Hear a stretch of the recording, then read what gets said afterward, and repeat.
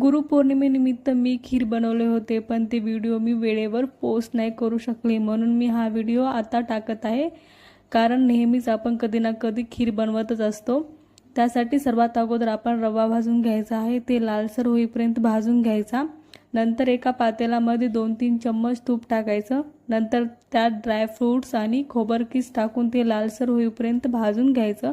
भाजून झाल्यानंतर त्यामध्ये पाणी टाकायचं आणि त्यात इलायची पावडर टाकायचं. पाण्याला उकळी आल्यानंतर त्यात हळूहळू रवा टाकायचा, जेणेकरून त्याच्या गाठी होणार नाहीत.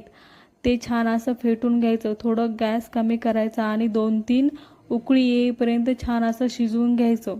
त्यानंतर तुम्हाला जितकं गोड आवडते त्यानुसार तुम्ही इथे साखर टाकू शकता. मी इथे 2 वाट्या साखर टाकली आहे. नंतर इथे मी मनुके टाकले आणि सर्वात शेवटी दूध टाकून गॅस बंद करून घेतला, जेणेकरून दूध फुटणार नाही. खूप